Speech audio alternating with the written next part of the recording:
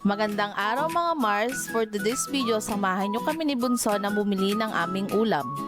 Dito, bumili kami ng talbos ng kamote, kamatis, tsaka sinamahan ko na rin ng sibuyas at okra.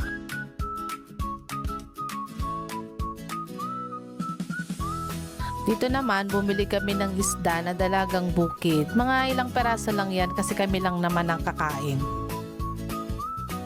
Suki na ako dito, marami din siyang ibang tindang isda tulad ng bangos, tilapia at saka galunggong. Bago kami umuwi, dumaan muna kami sa suki kong Ilocana. Bumili muna ako ng saging tsaka isang perasong lemon.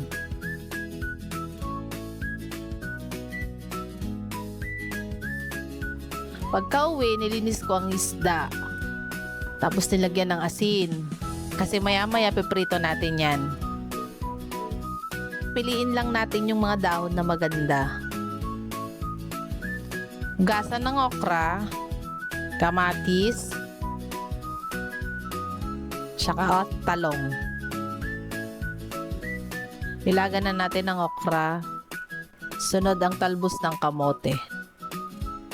Ayan, luto na ang okra at tsaka talbos ng kamote, salain natin.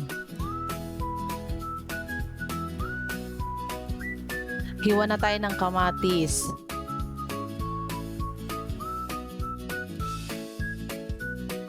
Sibuyas.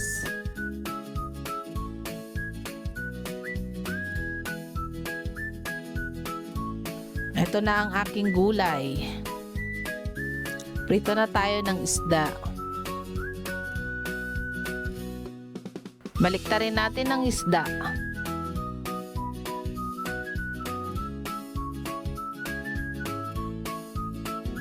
Ayan, luto na ang isda.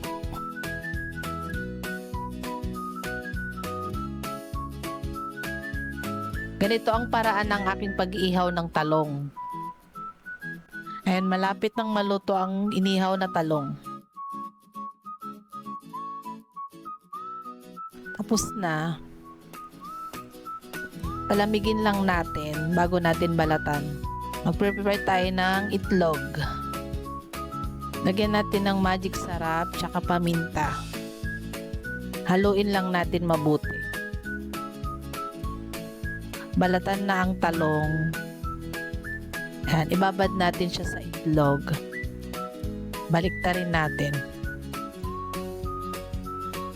Ayan, prito na tayo ng tortang talong. Dagdagan natin ng itlog kasi mas masarap pag maraming itlog. Baliktarin natin.